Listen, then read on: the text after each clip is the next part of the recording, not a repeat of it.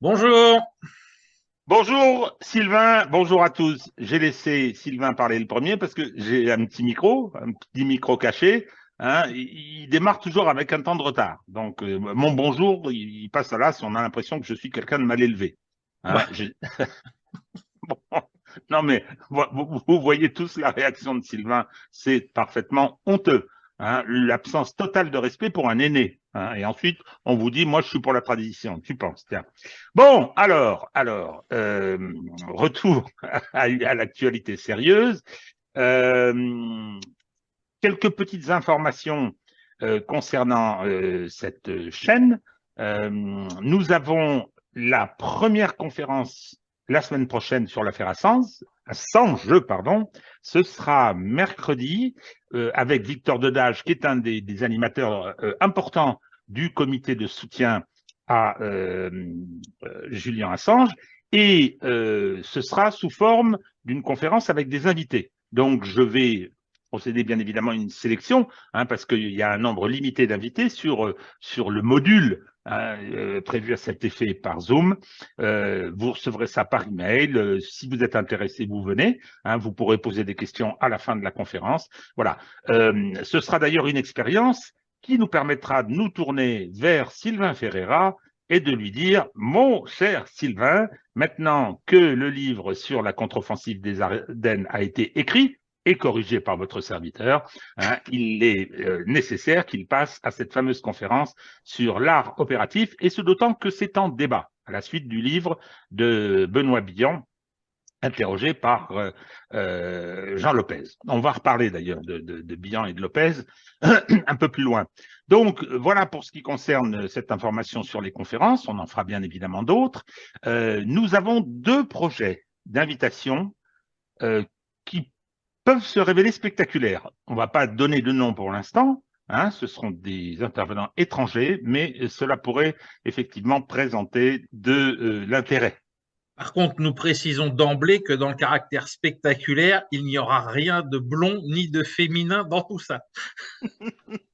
Non mais voilà, vous voyez Sylvain Ferreira totalement tourneboulé par Le euh, visionnage d'LCI pour la cause. non, et puis la lecture de Playboy avec Madame Schiappa. Donc effectivement, l'Occident, c'est l'Empire romain devenu fou, c'est vrai, il y a un côté folie, l'obsession invraisemblable pour la transidentité, je comprends pas bien, problème, c'est une réalité. Mais pourquoi être obsédé de parler que de ça désormais? C'est-à-dire, on fait des émissions, on a vu une émission aux Pays-Bas où on fait venir de jeunes enfants hein, qui doivent être en primaire et on leur dit bon voilà le genre, le sexe et tout. Et puis il y a une douzaine d'adultes qui se mettent tout nus. Alors chacun représentant le transgenre non binaire, enfin toutes les LGBT du peuple de l'alphabet. Je trouve ça c'est pas que ça me choque, c'est que je me dis, c'est vraiment un hôpital psychiatrique que cet Occident. Donc, bientôt, des entretiens qui pourraient être effectivement assez intéressants, mais on vous tiendra au courant.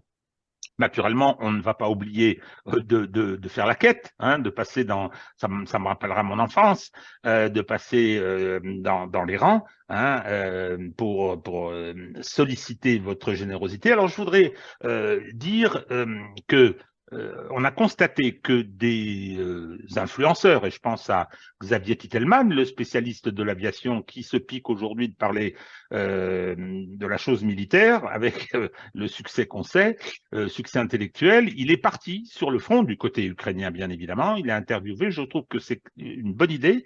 C'est quelque chose d'assez intéressant et que si on peut réaliser la même chose, ce serait quand même très positif pour ce travail de réinformation que nous faisons. En attendant, vos contributions, votre générosité, au-delà du soutien moral qu'elle représente, nous a permis d'avancer sur le plan technique, hein, de procéder à des achats de matériel indispensables et qui vont nous donner le moyen d'être meilleurs. Voilà. Bon, donc, trois thèmes aujourd'hui. Le premier, comme d'habitude, la situation militaire. On parlera un petit peu des Guignols français, parce qu'il n'y a pas de raison. Et enfin, je voudrais qu'on aborde, et Sylvain aussi, voudrait que nous abordions la situation du monde qui s'accélère, hein. C'est-à-dire que le changement de ce monde se passe désormais à des vitesses parfois vertigineuses, et s'y adapter n'est pas si facile puisque c'est tous les jours. Voilà. Donc, Sylvain, à toi la parole. Alors, sur la situation militaire, avant de passer à la carte, moi, je tiens à attirer l'attention de notre public sur un élément qui est assez intéressant qu'on a vu apparaître sur les réseaux en début de semaine. C'est une publicité dans le métro aux États-Unis qui propose aux gens qui en auraient marre d'être à l'aide sociale, qui en auraient marre de dormir dehors, etc., de s'engager dans la Légion internationale pour partir en Ukraine. Alors, au début, on tique un peu, on se dit c'est une affiche qui est dans le métro à Kiev ou non, non, ça vient bien des États-Unis.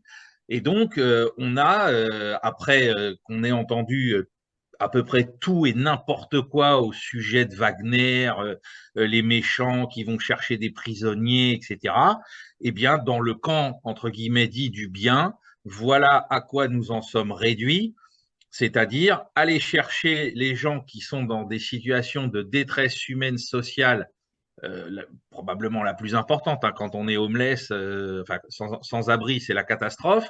Hein, je pense qu'il n'y a pas pire, parce que ça en entraîne d'autres. Voilà, on leur dit, bah, écoutez, vous aurez un bon salaire, vous serez pris en charge, etc. Bon, accessoirement, vous risquez de mourir, hein, mais ça, c'est secondaire. Vous mourrez peut-être moins que si vous restez dehors, ça c'est peut-être une réalité aussi. Mais voilà, donc l'Occident tout-puissant, l'Occident qui fait la pluie et le beau temps, l'Occident qui a les plus belles armes, les meilleures armées du monde, etc. Voilà ce qu'il propose au cœur même de l'Empire, hein, aux États-Unis, à ses citoyens de seconde zone. Engagez-vous, rengagez-vous et partez pour l'Ukraine, on s'occupera de tout pour vous, pour aller mourir là-bas. Alors ça dit deux choses, ça dit encore une fois ce que nous sommes, comme tu le rappelais au début, c'est-à-dire l'Empire romain devenu fou, hein, l'Empire romain décadent devenu fou. Et puis surtout, on se dit, mais voilà, enfin, selon tous les experts autoproclamés dont on reparlera tout à l'heure, je ne vois pas pourquoi il y aurait besoin d'envoyer à nouveau de la chair à canon en Ukraine, puisque comme le disaient certains experts il y a encore une dizaine de jours sur LCU sans se poser de problème, hein, Monsieur Galaer, je crois, qui disait ah mais non, il n'y a pas de conscrits, il n'y a que des volontaires. Bon, il y a quelques petits problèmes pour en trouver, mais c'est pas plus grave que ça, alors qu'on est à la 9e vague de mobilisation générale. Hein. Donc voilà, aujourd'hui, la réalité, c'est qu'on est obligé, face à l'effondrement des effectifs dans cette immense bataille d'attrition qu'a choisi de mener l'armée russe, donc d'attrition de l'armée ukrainienne, on est obligé d'aller chercher des volontaires jusque outre-Atlantique, parmi les plus miséreux, pour leur proposer de s'engager. On avait déjà vu, je le rappelle, à l'annonce du déploiement des léopards vers l'Ukraine, en Pologne, des publicités qui incitaient les gens qui avaient un certain savoir-faire en matière de conduite de chars de s'engager dans la Légion internationale pour aider à la formation et à la conduite de ces engins sur le terrain. Voilà, donc tout ça n'est que le énième révélateur de tous les mensonges déjà qu'on nous sert à peu près quotidiennement, et puis aussi donc des faiblesses dans lesquelles se retrouve l'armée ukrainienne. Alors, on va voir maintenant ce que ça donne sur nos cartes, hein, par rapport à la semaine dernière. Donc, on commence comme la semaine dernière sur le secteur de Kherson. Donc, dans le secteur de Kherson, encore une fois, hein, donc Kherson est ici, hein, que des duels d'artillerie. On n'a pas constaté d'autres activités de part et d'autre du fleuve.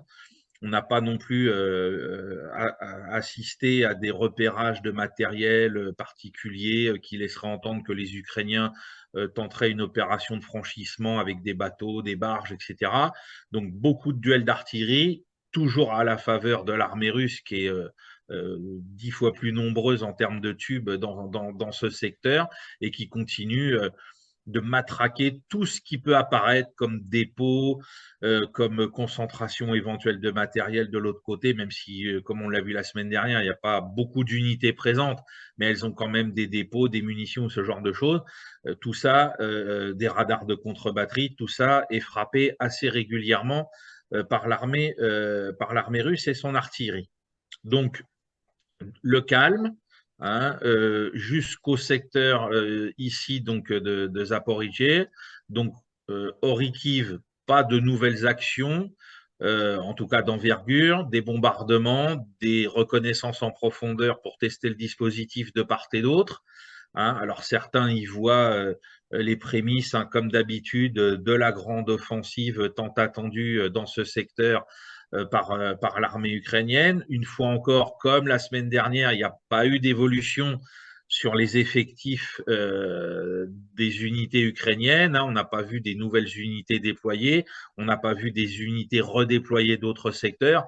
Donc pour le moment, j'ai toujours du mal à croire qu'une grande offensive va être menée dans les jours ou les semaines qui viennent dans ce secteur-là. Enfin, plutôt dans les jours, peut-être les semaines qui viennent, mais à ce moment-là, on risque de voir apparaître des modifications dans le déploiement de l'armée ukrainienne. Par contre, on a une nouveauté ici dans le secteur d'Ougledar. Donc là, vous voyez, il y a à nouveau, comme la semaine dernière, des petites flèches. Hein. Les Russes sont à nouveau à la manœuvre et pas simplement au sol, puisque là, la grande nouveauté depuis le début de la semaine, c'est l'engagement par l'aviation russe de ces bombardiers pour, semble-t-il, aplatir la ligne de défense ukrainienne dans Ougledar et dans la mine qui se trouve ici.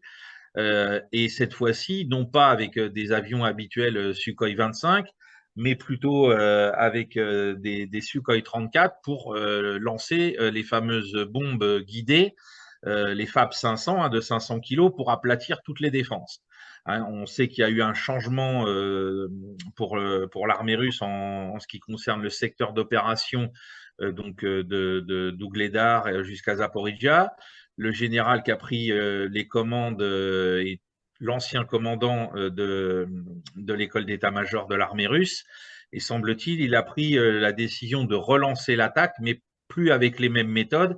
Et je pense qu'on va assister à un bombardement journalier jusqu'à ce que les défenses ukrainiennes soient définitivement aplaties. Et ensuite, une attaque au sol qui va probablement se contenter, entre guillemets, d'occuper le terrain. Voilà ce qu'on peut dire sur Ougledar, mais enfin, c'est une sacrée modification parce que les Russes donc, ont lancé la modification de leur bombe de 500 kg, de leur bombe d'une tonne et semble-t-il de celle d'une tonne 5 également, pour les doter de systèmes de guidage qui leur permet donc de les lancer depuis leurs avions à environ 30-40 km en retrait par rapport à la cible, ce qui permet aux avions de rester dans la zone aérienne sous contrôle russe et d'éviter les feux amis avec la DCA, et donc ensuite de laisser les bombes planer sur plusieurs kilomètres jusqu'à ce qu'elles atteignent leur cible. Voilà, et avec des dégâts constatés déjà dans le secteur d'Avdivka, des dégâts très importants sur les défenses à Avdivka. Donc on peut imaginer qu'ici, le traitement, hein, comme on dit en termes militaires, de ces deux cibles par ce type de bombardement va provoquer un grave effondrement des défenses ukrainiennes à terme. Alors, je dézoome doucement. Voilà, donc ici, vous voyez, hein, parce que ça reste toujours important pour les Russes d'envisager la prise d'Ougledar et ici, la chute de Marinka. Donc là, c'est pareil, on a toujours des combats qui sont menés vraiment de bloc de maison à bloc de maison. Hein. Pardon, oh, ça a zoomé tout seul. Excusez-moi, je reviens. Oh là, j'ai une souris qui est capricieuse. Manifestement, oui. Ouais, voilà. Donc, sur Marinka, les combats se poursuivent, mais il n'y a pas d'avancée particulière, il n'y a pas de progression particulière de part et d'autre. Hein. Il semblerait que à chaque fois que les Russes commencent à prendre un pâté de maison, il y a une contre-attaque immédiate des Ukrainiens. Donc, c'est une situation qui est figée. C'est pas pour autant que les combats ne s'y déroulent pas avec une intensité remarquable depuis maintenant, donc quasiment 15 jours. Et on comprend, quand on voit cette carte, cette idée que s'il y a une percée. Ah, vraiment, il a un petit problème avec de sensibilité. Ma souris n'aime pas que je la lâche. Voilà. On comprend que dans ce secteur-là, on peut arriver avec ici la prise de contrôle de cet axe routier et ici une percée vers le nord à un effondrement de tout le secteur défensif ukrainien dans cette région. Donc c'est pour ça qu'on continue, je pense, de part et d'autre, de créer un nouveau chaudron, hein, ce serait le troisième sur le front, pour essayer de faire encore reculer les Ukrainiens, parce que, ne l'oublions pas, l'important ici, c'est la présence de Donetsk, hein, qui est là et qui est toujours bombardée de manière assez régulière par l'artillerie ukrainienne. Et donc, en éliminant ce saillant, comme en éliminant celui d'Avdivka, on ferait reculer d'autant l'artillerie ukrainienne pour qu'elle ne puisse plus bombarder Donetsk. Donc, quand on remonte ici vers le nord, décidément, le réseau, il n'est pas gentil avec moi aujourd'hui. Un petit instant. Voilà, il y a du mal à se mettre à jour. Donc ici, vous avez Avdivka. Donc la situation sur Avdivka en termes de terrain gagné, elle n'a pas bougé depuis une semaine. C'est toujours à peu près la même. On a toujours des attaques multidirectionnelles donc qui partent du nord-ouest de Donetsk, hein, pour aller vers Permovaïsk, hein. Ici, c'est pareil.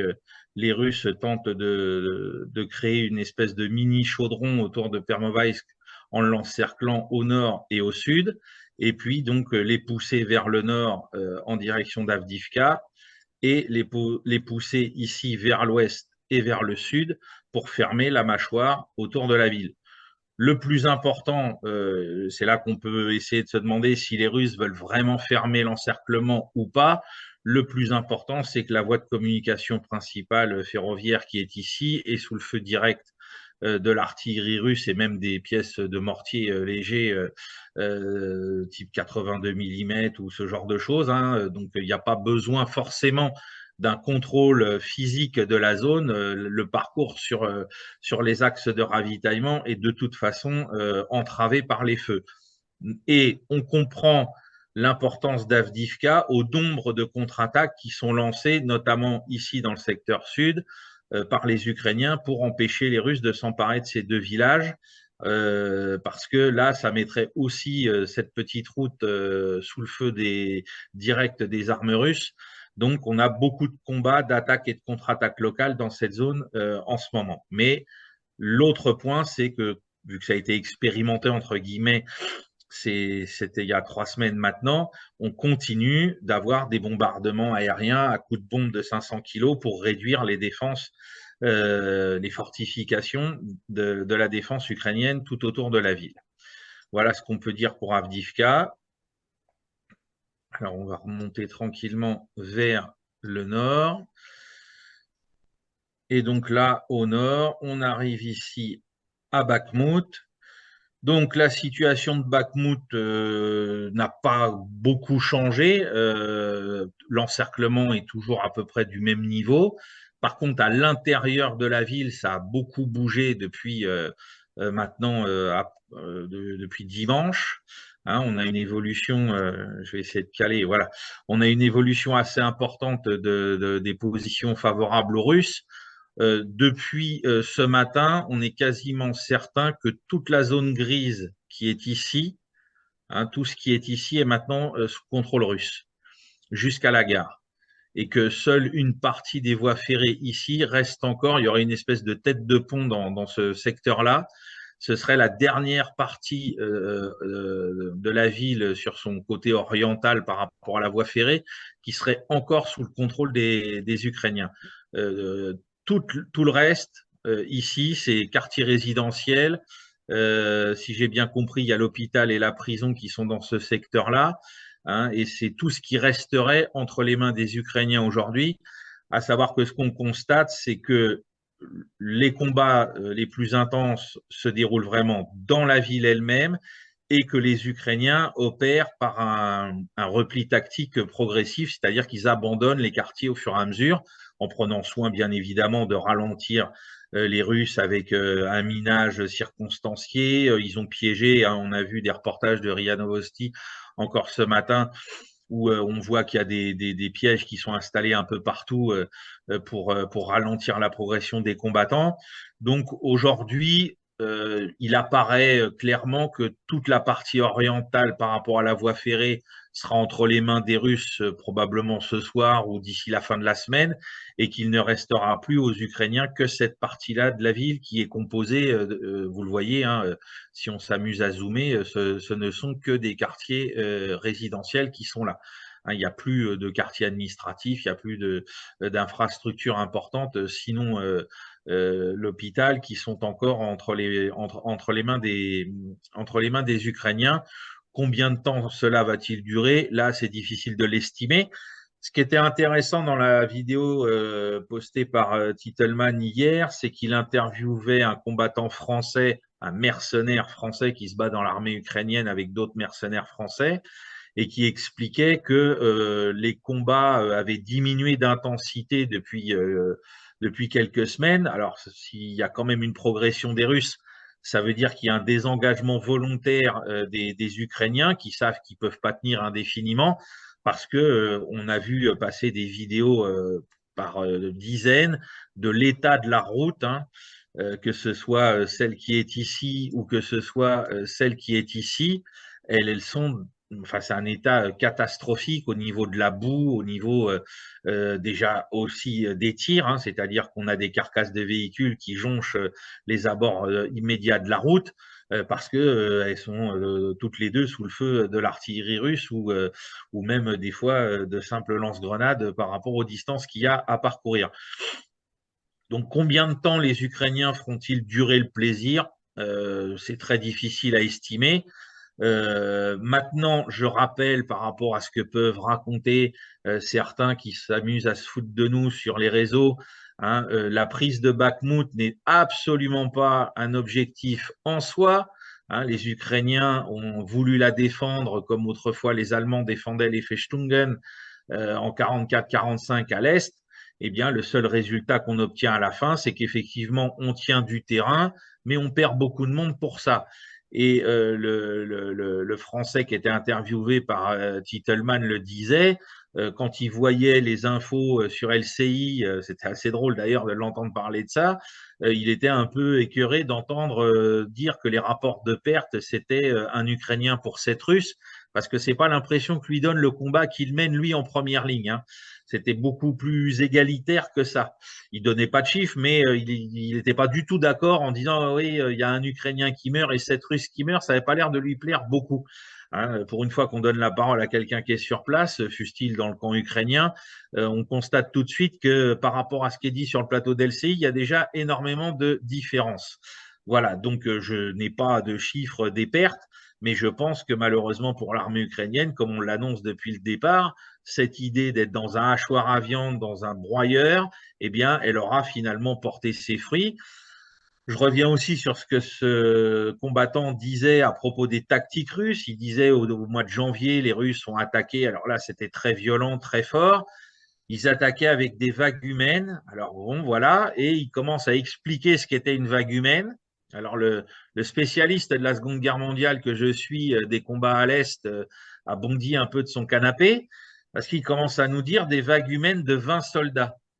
Alors là, mes bras sont tombés par terre.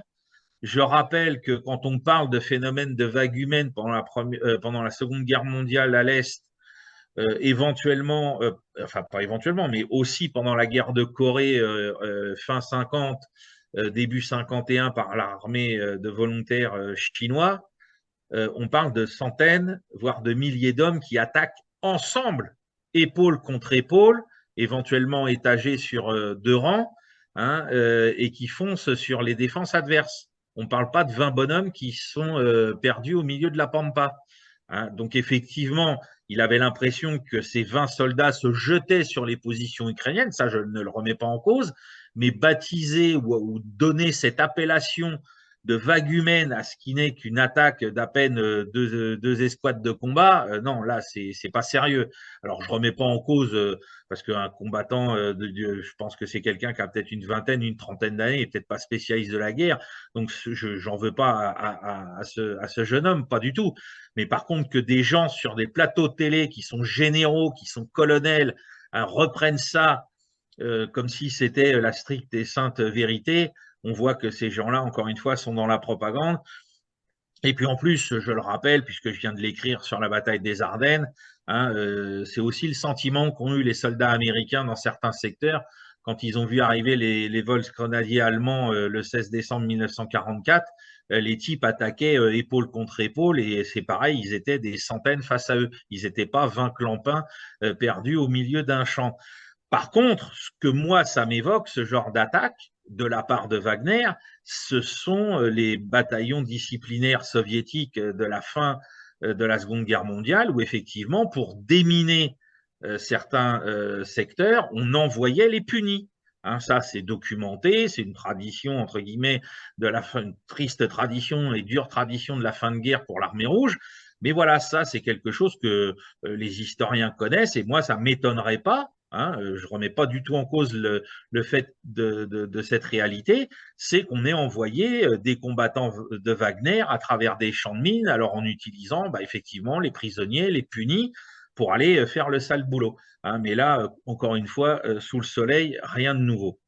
Alors ensuite… Je voudrais faire une remarque là-dessus, Sylvain, c'est Oui, que y a un problème concernant ce qu'on entend hein, sur LCI, l'inversion. Hein, le rapport de 1 à 7, c'est une simple inversion. De toute façon, oui, ne serait-ce que parce que dans la guerre d'Ukraine, 80% des pertes sont dues à l'artillerie et que le rapport de puissance d'artillerie entre les Russes et les Ukrainiens, il est de 1 à 7. Il y a un élément mathématique. Mais deuxièmement, moi, je vais sur Telegram, je suis, on voit des vidéos, on en a vu, mais là, sur les pertes russes, on n'en voit pas. Il y a eu le champ de mine, oui, oui, History Legend, là, le youtubeur a fait une démonstration, mais sinon, on n'en voit pas. Les vagues humaines qui viennent se casser sur l'armement ukrainien, où sont ces vidéos? On voit des vidéos de soldats ukrainiens courageux qui sont dans les tranchées, qui rentrent la tête dans les épaules parce qu'il y a des obus qui tombent, hein, et on voit des pertes, on voit des soldats russes qui ont filmé des champs où il y a des dizaines de cadavres. En revanche, de l'autre côté, j'en ai pas vu. Moi, j'en vois pas et pourtant je cherche. Hein. ah oui, oui, oui, oui, on est d'accord que comme on l'a déjà dit depuis le début des soi-disant grandes contre-offensives, etc., c'est que ce qui est très intriguant, c'est qu'on n'a aucune image ou quasiment plus aucune image des succès tactiques ukrainiens. Hein. C'est-à-dire qu'on a eu une avalanche de vidéos, de photos de tout ce qui était les succès tactiques de l'armée ukrainienne, succès tactiques avérés de l'armée ukrainienne en mars l'année dernière notamment, et aujourd'hui tout ça, ça s'est tari. Hein, et y compris, je le rappelle, suite à cette chevauchée de cavalerie légère dans le secteur de Kharkov-Izium en septembre-octobre, on n'a pas vu ni les captures de chars par centaines, comme disaient certains sur les plateaux télé, ni de morts, ni de prisonniers russes en masse, alors qu'on a vu par contre encore des morts dans les rangs ukrainiens à cette époque-là. Mais bref. Alors, ensuite, au nord de Bakhmout, on a toujours des attaques. Hein, ça a repris cette semaine, ça s'était arrêté la semaine dernière. On a de nouveau des attaques. Alors là, c'est difficile de déterminer si c'est Wagner ou si c'est l'armée russe. Il semblerait que ce soit plutôt l'armée russe parce que Wagner a vraiment recentré tous ses moyens sur la prise même et le nettoyage de Bakhmut.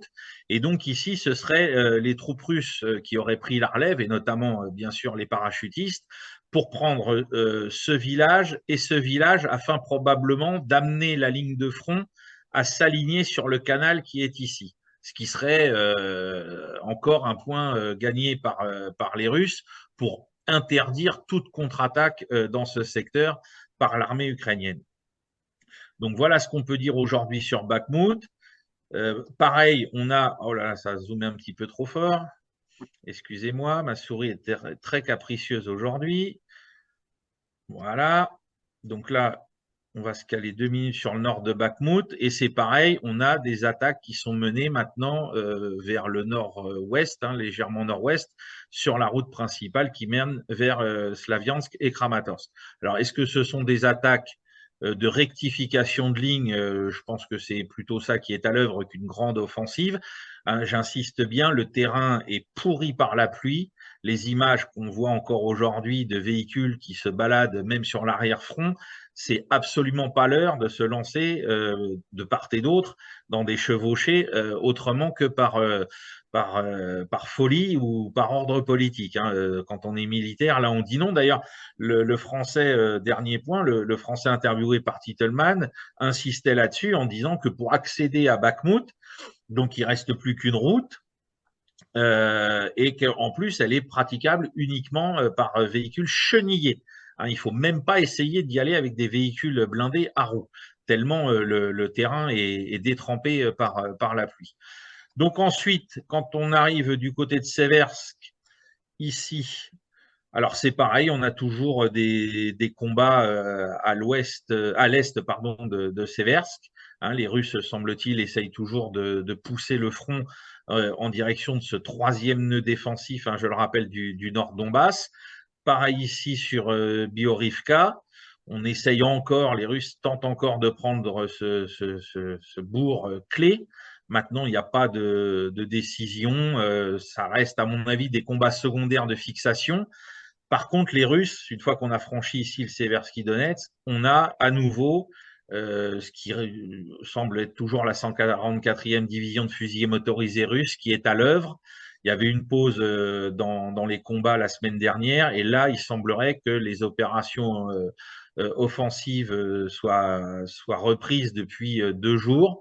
Et selon les cartes que donnent les sources ouvertes russes, et ça je le disais déjà la semaine dernière, ce secteur-là est déjà bordé par les avant-gardes. Donc c'est un secteur où il y a plusieurs lacs qui se succèdent, est déjà bordé par les avant-gardes russes. Voilà. Donc, et c'est aussi le secteur où ces derniers jours, et c'est très important de le noter, on a le plus de pertes côté ukrainien qui sont enregistrées. C'est pas à Bakhmout, ce qui signifie que l'idée selon laquelle les Ukrainiens se replient de manière méthodique et constante dans Bakhmout n'est pas une idée folle, qui s'accroche plus au terrain bec et ongle. Parce que les pertes les plus importantes sont enregistrées dans le secteur Kremena, Liman, aujourd'hui, pour l'armée ukrainienne. Sur le secteur, donc quand on remonte vers le nord ici, vers Kupiansk, on a un front qui est relativement stable et calme. Ça ne veut pas dire qu'il n'y a pas de combat, mais enfin, c'est du combat de petite intensité par rapport aux autres, avec pareil des reconnaissances en force ou des bombardements de part et d'autre. Kupiansk est ici, mais il n'y a pas eu de changement significatif. Certains observateurs disent qu'il y a un renforcement ukrainien du côté de Kupiansk, alors peut-être en vue d'une éventuelle contre-attaque dans ce secteur-là. Toujours est-il que là aussi, c'est un secteur où, pour lancer une contre-attaque de grande envergure qui reprendrait du terrain, la météo contraint à reporter tout ça à des jours meilleurs. Alors, je n'ai pas de bulletin météo à terme sur les 15 jours qui viennent en Ukraine, mais en tout cas, ce n'est pas pour cette semaine. Voilà ce qu'on peut dire aujourd'hui sur la situation sur le terrain. Alors moi, j'ai 2 questions. La première, c'est cette question de l'offensive. Alors, on nous l'annonce, ce qui, en termes militaires, est bizarre. On fait de la communication. On va lancer une contre-offensive. On va reprendre la Crimée. Zelensky, devant son adorateur estampillé Darius Rochebin, dit « J'irai me baigner en Crimée cet été », etc. Donc, moi, ma première question, c'est qu'est-ce qu'on peut penser de cette possibilité d'une offensive annoncée comme ça? Je veux dire, sur le plan militaire, c'est quand même un peu curieux, sachant que j'ai entendu Douglas MacGregor dire, alors confirmer la tactique concernant Bakhmout, c'est-à-dire celle du hachoir, hein, celle qui consiste à laisser venir les Ukrainiens, y compris parfois de façon offensive, pour leur faire subir des pertes extrêmement importantes. Et lui dit que l'état des forces ukrainiennes, et il parle de ses sources, hein, c'est quelqu'un qui en a, ça je pense, c'est quelqu'un de sérieux, il dit qu'ils ne sont plus en capacité de faire une offensive digne de ce nom. Ça, c'est ma première question. Qu'est-ce qu'on peut en penser? Deuxièmement, là, c'est plus général, je vais peut-être dire une bêtise, mais euh, cette guerre, qui est une guerre de haute intensité, qui oppose deux armées classiques, hein, de formation, d'organisation voisine, hein, ce ne sont pas des éleveurs de chèvres, hein, comme disaient avec mépris certains à propos de l'Afghanistan ou de l'Irak.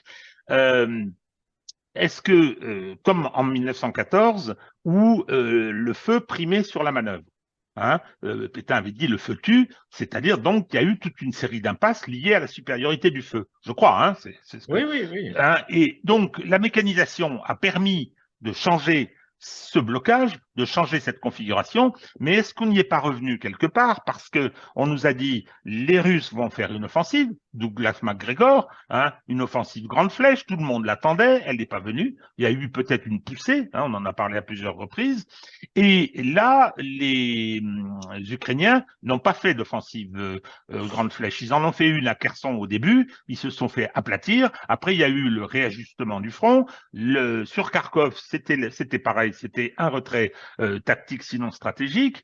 Est-ce qu'aujourd'hui, c'est possible de faire des offensives grande flèche avec toute la technique, justement, qui permet cette nouvelle supériorité du feu, c'est-à-dire l'artillerie de précision, les missiles, le support des drones, la couverture par satellite, etc. Est-ce que c'est possible de partir dans des grandes cavalcades et de passer à travers les Ardennes et de franchir la Meuse aujourd'hui? Ou bien est-ce que c'est très difficile, hein, et que cela explique peut-être pourquoi les Russes ne s'y essayent pas? Alors aujourd'hui, ce qu'on peut dire à la lumière de la guerre en Ukraine, c'est que c'est possible au jour J. C'est-à-dire qu'effectivement, le jour d'une invasion d'un pays par un autre, on peut avoir une surprise qui est créée par l'idée de passer à l'attaque. Et je pense que ça va être la dernière chose qui va rester. C'est-à-dire que tant que le niveau de recours à l'imagerie satellitaire et au renseignement par avion, etc., et puis même par drone, permet aux deux camps d'avoir une visibilité de ce que l'autre peut préparer, on ne pourra plus avoir d'offensive grande flèche parce qu'on ne pourra plus créer d'effets de surprise. Et donc, on va se retrouver à chaque fois dans le syndrome de Kursk. C'est-à-dire que le défenseur saura où et quand il va être attaqué et à peu près par qui.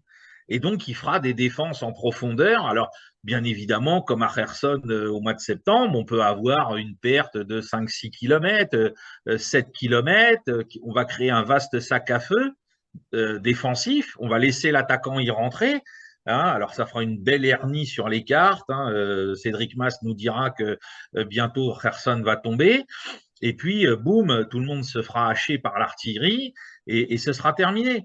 Donc, c'est évident qu'aujourd'hui, à part dans une dissymétrie des moyens, sur deux grandes nations industrielles qui ont les mêmes dispositions, ou une nation industrielle moins élaborée, mais qui dispose des ressources des plus grandes nations industrielles derrière, hein, voilà, puisque l'Ukraine en tant que telle, les gens, quand on leur a dit l'Ukraine, elle a perdu la guerre, ben oui, parce que c'est de l'Ukraine dont on parle. Hein. On nous serinassait la tête depuis des années en disant ah ben oui, vous les Français, vous n'avez pas gagné la Seconde Guerre mondiale sans les Américains, ce qui est en partie très vrai. Hein, et ben c'est pareil, l'Ukraine toute seule, la pauvre, sans les Américains et l'OTAN, bah, ça fait depuis le mois de mars que tout serait plié. Hein, donc les gens, il faudrait qu'ils reviennent un peu sur terre dans leurs appréciations. Hein, l'Ukraine seule n'aurait jamais tenu plus longtemps que ce qu'elle a tenu par rapport aux négociations dont on a souvent parlé ici. Hein, au bout de 15 jours, c'était plié pour elle. Il a fallu tout le soutien d'un grand pays comme les États-Unis et de l'OTAN pour lui donner les moyens, notamment de se renseigner sur ce que pouvaient encore faire les Russes. Eh bien là, c'est pareil. Mais les Russes, ils ont aussi ces moyens de renseignement. Donc aujourd'hui, Il n'y aura pas de surprise. C'est-à-dire que là, nous, on est là, peut-être c'est là, peut-être c'est là. Aujourd'hui, bien évidemment qu'à Moscou, à la Stavka, ils savent pertinemment où sont les plus grandes concentrations de l'armée ukrainienne, hein, parce qu'on ne cache pas 300 chars dans les bois comme en 1917 à côté de Cambrai. Hein, c'est plus possible de faire ce genre de choses. Et puis sans compter que là, on opère, parce que ça, beaucoup de gens l'oublient. Il y a des gens qui m'interrogent, ah mais comment les Russes, ils peuvent avoir autant d'informations sur le nombre d'hommes que les Ukrainiens déplacent? Ça s'appelle des informateurs. C'est parce que les gens n'ont pas intégré la donnée que c'est quand même une guerre civile, hein, et que vous avez beaucoup d'Ukrainiens qui sont pro-russes, vous avez beaucoup d'Ukrainiens qui sont de l'autre côté des lignes, on le sait, qui font du sabotage en faveur de l'armée ukrainienne, qui sont prêts à faire du renseignement pour elle. Eh bien, ce qu'il faut comprendre, c'est que ça existe dans l'autre sens. C'est-à-dire que vous avez des Ukrainiens qui font du boulot de renseignement pour les Russes et qui leur disent, nous, on a vu passer tant de véhicules, nous, on a vu, et même aussi des gens qui trahissent, hein, qui peuvent avoir donc un rang dans l'armée ukrainienne et qui donnent des informations à Moscou. Hein, c'est pas non plus des choses qui sont complètement délirantes que d'annoncer ce genre de phénomène. Donc, les Russes ne peuvent plus être surpris. Les Russes ont été surpris à Kharkov, nous le rappelons, Alain Juillet était clair. Il y avait une négociation en cours, il était question d'échanger ce secteur de toute façon dans le cadre des négociations contre la reconnaissance de l'occupation des autres secteurs dans le Donbass, puisque les Russes n'ont jamais eu envie d'annexer la région de Kharkov. Donc ils avaient délibérément laissé peu de troupes et des troupes en plus d'une qualité moindre, hein, des éléments de reconnaissance des unités de la LPR et de la DPR. Donc ils avaient voulu donner des gages. L'OTAN est encore intervenue dans les négociations et on a tout cassé. Et donc, ça a fait des belles images, etc., hein, comme le rappellent certaines personnes. À Izium, il y avait un des plus grands dépôts, enfin à côté d'Izium, pas Izium même, je connais, j'ai plus le nom de la ville en tête, juste à côté d'Izium, il y avait un des plus gros dépôts qu'avait saisi l'armée russe de l'armée ukrainienne. Hein, quand les Ukrainiens l'ont repris, il était vide. Hein, donc, il n'y a pas eu de surprise parce que pour vider un tel dépôt de munitions, ça veut dire qu'il faut s'y prendre plusieurs semaines à l'avance. Or, l'armée ukrainienne a avancé en 48 heures autour de ce village, enfin de ce bourg, et elle l'a encerclé. Alors qu'on ne vient de pas me dire qu'il y a eu un effet de surprise. Il y a eu un effet de surprise sur le fait que, oui, on s'attendait à vous céder la région, donc on avait tout déblayé, mais pas sous ces conditions-là. Voilà. Donc, pour moi, il n'y a plus de possibilité sauf à faire l'attaque initiale d'un pays contre un autre. Voilà, c'est les seuls moyens qui vont rester aujourd'hui, tant que les gens bénéficient des mêmes moyens de reconnaissance, de renseignements aussi bien humains que satellitaires, surtout satellitaires, hein, pour pouvoir les surprendre, c'est plus possible. Bon, donc guerre nouvelle et malheureusement, et hop, on revient en France. Nous avons notre brochette de généraux qui sont en retard d'une, deux, trois ou quatre guerres, hein, qui en ont beaucoup perdu d'ailleurs. Et donc, je voulais qu'on dise quelques mots sur ces intervenants. Hein, ces intervenants, donc je parlais des intervenants militaires, je vais y revenir. Il y a également les journalistes militants, hein, dont, avec les deux étendards que sont Darius Rochebin et David Pujadas, qui sont, mais ils mentent avec gourmandise. C'est assez impressionnant. Hein, on les sent. Alors, il y a l'obséquiosité de Rochebin et l'espèce de côté vaguement goguenard de David Pujadas. Je vous dis n'importe quoi, mais je le fais, ça m'amuse, c'est avec plaisir. Et de toute façon, je suis du bon côté de l'histoire. Voilà, ça c'est pour les journalistes. Alors, on va rajouter Jean-Dominique Merchet, qui lui, alors lui, c'est un petit peu différent. Hein. Il est le spécialiste des questions militaires pour le journal L'Opinion, qui n'est pas un mauvais journal, d'une certaine tenue. Mais alors lui, c'est assez impressionnant, quoi. C'est dégringolade sur dégringolade. C'est pas la première fois que je le dis. Hein, et dès qu'il y a une énormité à proférer, hop, il est candidat, il se porte volontaire. Bon, donc ça c'est pour ce qui concerne ces journalistes. Il y a les faux experts, bien sûr. Hein. Là, je fais une petite liste histoire de se défouler. Il y a notre cher Pierre Servant, l'ineffable sergent Garcia. À propos, je rappelle que l'acteur qui jouait le magnifique sergent Garcia dans les feuilletons de Zorro, il est mort. Hein, il y a peu de temps, donc le vrai sergent Garcia est mort. Hein, nous avons un remplaçant, la personne de Pierre Servant. Bon, Cédric Masse, n'en parlons pas. Titelman, qui est sûrement très compétent en matière d'avion, sur le plan militaire, c'est un désastre. Alors, les généraux, bah, il y a les titres patentés, qui d'ailleurs ont l'air assez contents d'avoir ce statut-là. Hein, c'est Yakovlev, hein, qui a même sur Twitter la punchline de Yakovlev. C'est-à-dire qu'il comment dire, il a construit une communication autour de ces énormités. Je trouve ça assez extraordinaire. Donc, il est complètement disqualifié, mais tout ça n'a pas beaucoup d'intérêt ni d'importance. On a le général Desportes qui finasse. Lui, il dit parfois, il s'approche un peu de la réalité, mais vite, il bat en retraite pour donner des gages. Il faut qu'il donne des gages. Hein, donc, toutes ces interventions sont celles-là. Je dirais que Pédistrandi, le général Pédistrandi, qui est le rédacteur en chef de la revue de la Défense nationale, hein, excusez du peu, lui c'est différent parce que je pense qu'il est tout à fait incompétent. Hein, donc voilà, il avait fait quelque chose qui avait beaucoup énervé mon ami Sylvain Ferreira sur les commandes mission, expliquant pourquoi l'armée ukrainienne était quasiment aux portes de Moscou parce qu'ils appliquaient telle et telle technique. Bon, donc Sylvain nous avait dit ce qu'il fallait en penser. Et puis il y a le général Clermont aussi, qui regrette tellement que l'Union soviétique ait battu les nazis. Hein. Et puis arrive maintenant le général Trinquant. Alors, le général Trinquant, hein, il fait où on lui dit de faire. Hein. Donc, il vient soutenir l'insoutenable, il parle de pertes, etc. Puis, il se livre parfois des dégagements qui sont effectivement assez intéressants, je vais te passer la parole, et qui en disent long sur son positionnement politique.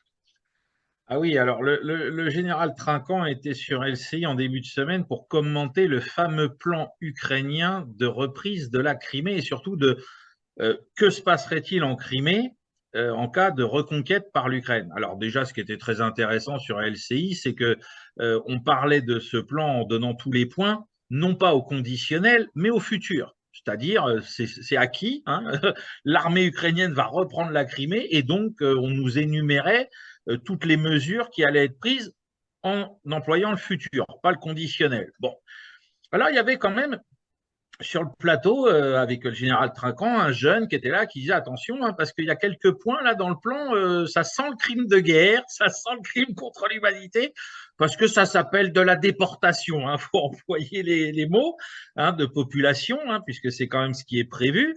Et donc, ethnique voulue voilà. Par Pujadas et par Quatre-Mers. Hein. Voilà, c'est ça. C'était la deuxième fois qu'on reparlait de ça. Je dis bien deuxième parce que je suis sûr qu'ils en reparleront une fois encore. Et donc, pour justifier tout ça, le général Trinquant vient nous dire « Ah bah oui, mais de toute façon, vous savez, les Russes, les Soviétiques, les déplacements de population, ça fait des siècles qu'ils sont dedans. Et puis regardez, eux, ils n'ont pas hésité avec l'enclave qui est dans l'Union européenne à Kaliningrad. » Et puis, ils s'arrêtent. Mais mon général, l'enclave de Kaliningrad, en 1945, elle s'appelait comment cette ville? Königsberg. Königsberg, c'est-à-dire le berceau du militarisme prussien qui a pourri l'histoire de notre pays d'abord, mais aussi et surtout avant celui de tout l'Est de l'Europe et de la Russie en particulier.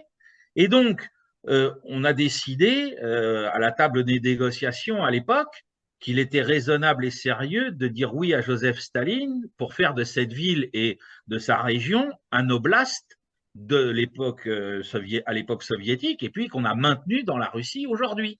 Hein, c'est une espèce de compensation qui a été faite à la fois symbolique, puisque c'est le berceau du militarisme prussien, et puis aussi d'un point de vue de la qualité de la ville, etc., à l'égard de l'Union soviétique par rapport à tout ce que les nazis y ont détruit. Voilà. Et donc, non, pour le général Trinquant, non, il y a juste eu la partie où les Allemands ont été chassés de la ville à la fin de cette histoire. Alors, je lui rappelle que la population a été prise en otage par le Gauleiter allemand qui défendait la ville de Königsberg, qui était un nazi cinglé, hein, qui n'a pas hésité à obéir à Adolf Hitler pour que les populations soient maintenues sur place pendant les combats contre l'armée rouge.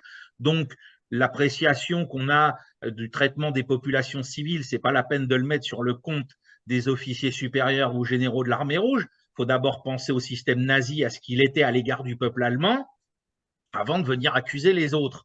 Et puis ensuite, les Allemands survivants ont été gentiment déplacés vers la Nouvelle-Allemagne, hein, pour laisser le territoire à la place aux citoyens soviétiques. Voilà ce qui s'est passé et voilà pourquoi ça s'est passé comme ça. C'est pas une opération du Saint-Esprit, c'est pas parce que les Russes sont l'émanation de Satan, hein, ou de je ne sais quel enfer que la ville s'appelle aujourd'hui Kaliningrad. Et pour quelqu'un comme Trinquant, parce que ce n'est pas la première fois qu'il revient sur ce sujet. Moi, je l'ai déjà entendu. Oui, oui, oui. Systématiquement, ça tombe comme un cheveu sur la soupe. Ah non, mais Kaliningrad. Hein, c'est-à-dire que pour lui, la présence russe là-bas est illégitime. Et ça nous renvoie, et c'est pour ça que je parlais de politique, ça nous renvoie à ce qu'on sent, et ce qui avait été, je le reconnais pour moi, une surprise avec ce conflit, avec la pulsion russophobe que j'ai vu se développer, c'est que revient cette amertume de la victoire soviétique sur le nazisme. C'est ça, c'est-à-dire que ce soit les Russes et les Soviétiques qui aient gagné la guerre, ça leur est insupportable. Je dis que c'est suspect. C'est éminemment suspect que ces réflexes permanents, hein, ce refus de reconnaître qui ont été les vainqueurs, les Américains, incontestablement, les Anglais étaient à la table des vainqueurs, nous, De Gaulle nous y a raccroché un petit peu à l'arrache, mais c'est comme ça. Hein, Avec l'aide de Staline, avec l'aide de Staline, tout à fait. ne Hein, l'oublions pas. je veux dire, de sentir cette espèce d'amertume, ce refus de cette réalité historique, c'est quand même quelque chose d'extrêmement désagréable. Et je pense que malheureusement, ça structure une partie de cette russophobie. Ah oui. Alors, avant de parler du monde qui change, il y a quelques sujets qui sont intéressants et amusants. Un petit mot sur les fact-checkers, hein, qui ont été, je veux dire, assez actifs sur tout un tas de sujets. Au moment du Covid, n'en parlons pas, etc. Bon, ça m'intéresse assez peu, si ce n'est que, en général, ce sont des militants. En général, ce sont des militants. Il ne faut pas qu'on nous raconte que leur but et leur objectif, c'est de faire triompher la vérité, hein, parce que essentiellement, ce sont des gens qui soutiennent les pouvoirs en place. Hein. Et en ce qui concerne la guerre en Ukraine, c'est pareil. C'est pareil. Alors, ça réagit beaucoup maintenant. Hein. Tout le monde a entendu parler, non, je dis tout le monde, j'en sais rien, hein, de Tristan Mendès France ou de Rudi Reichstadt ou de Julien Pin. Je cite les trois parce qu'ils se photographient ensemble, etc. C'est peut-être de petits trios. Et si ça réagit, s'ils se font critiquer, ils pleurnichent. Hein. Rudi Reichstadt vient de publier un livre pour se plaindre du traitement qu'il recevait sur les réseaux, alors qu'il y est très actif depuis le début, hein, pour harceler les gens dont il dit qu'ils sont des menteurs et des complotistes, hein, parce que c'est le terme complotiste qui est mis en avant. Donc, un petit cadeau au passage pour nos amis fact-checkers. Alors, le changement du monde, c'est quand même quelque chose d'assez extraordinaire. Ça va à une vitesse, il y a intérêt à suivre. Hein.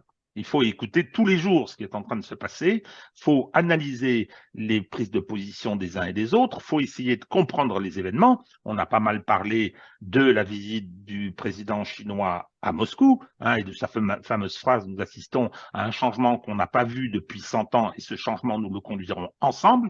Hein. Alors naturellement, ce qui est assez amusant, c'est qu'il a fallu désamorcer cet événement historique, méta-historique. Alors, on a dit, oui, les Russes sont un junior partner. Ah bon, très bien, donc tout ça était parfaitement ridicule. Et puis, on a eu une critique en disant aux Russes, mais vous savez, les Russes, vous allez être dépendants de la Chine.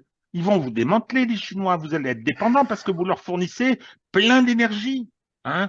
Donc, Lavrov, avec l'humour qui le caractérise, a dit, ah ben oui, c'est très amusant, c'est très intéressant, parce que quand vous, les Européens, vous dépendiez de notre énergie à bon marché, et que vous avez bâti votre développement économique et industriel en ce qui concerne l'Allemagne, alors là, vous n'étiez pas dépendants, là. Il n'y avait pas de souci. Nous ne l'étions pas non plus. Vous n'avez pas appelé notre attention, comme on était votre fournisseur principal, vous n'avez pas appelé notre attention sur le fait qu'on était dépendant. Alors, c'est très gentil.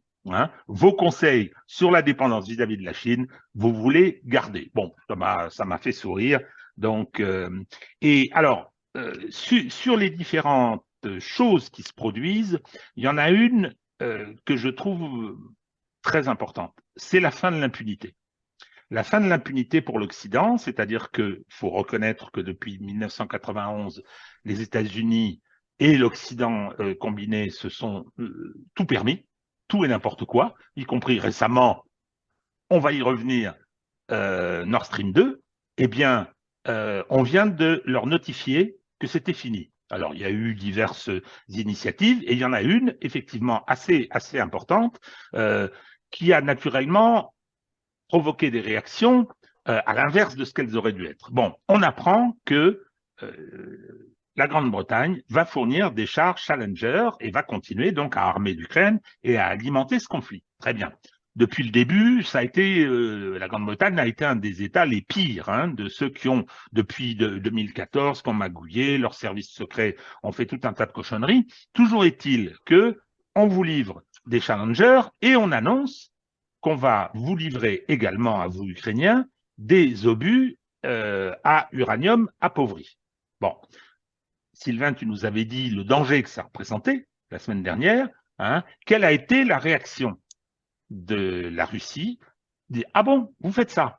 Vous avez tort de faire ça. Vous ne devriez pas faire ça. C'est dangereux de faire ça, et c'est probablement criminel. Bon, très bien, on a bien reçu votre message. Donc, nous allons installer des armes nucléaires tactiques en Biélorussie. Alors, encore bravo d'avoir, au travers de toute cette affaire, rejeté la Biélorussie dans les bras de la Russie. Ça, c'est impressionnant, ce qui c'était pas si simple que ça auparavant. Et là, cette fois-ci, on nous dit, et la Russie nous dit, OK, d'accord, j'ai bien reçu, faites ça. Bon, ben nous, on va vous mettre des armes nucléaires tactiques en Biélorussie. Et les Polonais disent, mais comment c'est scandaleux, c'est affreux, c'est horrible, oubliant qu'ils avaient demandé à en avoir chez eux il y a 6 mois.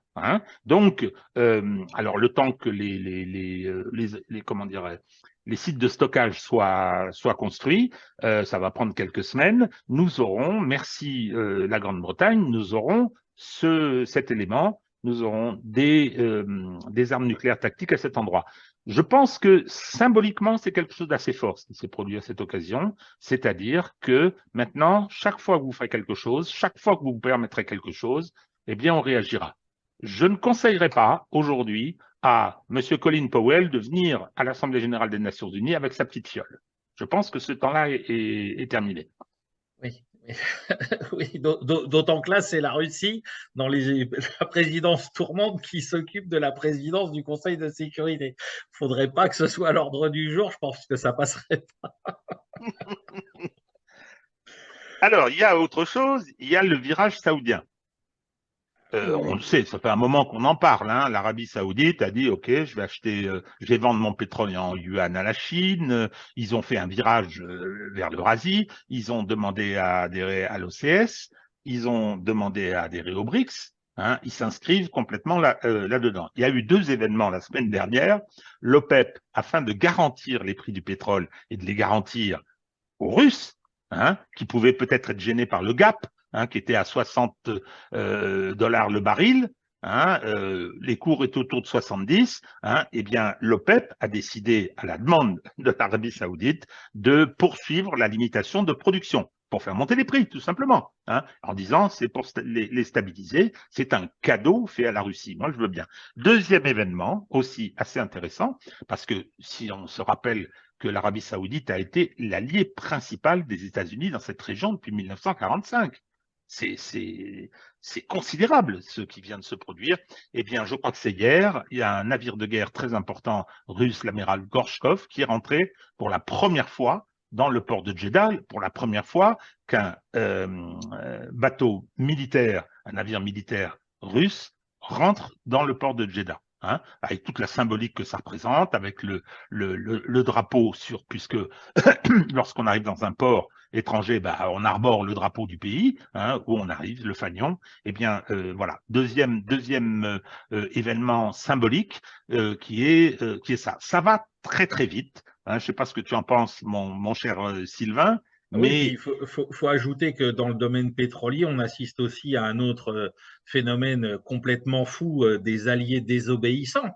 C'est le Japon. C'est-à-dire que le Japon a dit bon, nous, on a des besoins énergétiques colossaux, donc on a besoin de pétrole russe, donc vos limitations justement sur le prix, rien à faire, on négocie à nouveau directement avec la Russie au tarif auquel on négociait avant l'invasion de l'Ukraine.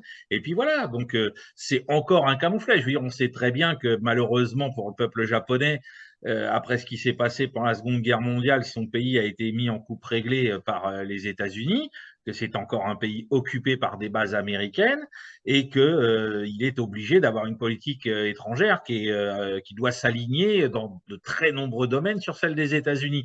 Et bien là, le gouvernement japonais a décidé de faire fi de ces obligations-là pour les biens le bien de ses citoyens et de son économie. Voilà, donc c'est encore une autre petite pierre qui petit à petit sont jetées dans la mare de la toute-puissance américaine et occidentale, et à la fin on aura un énorme tas de cailloux et il n'y aura plus rien.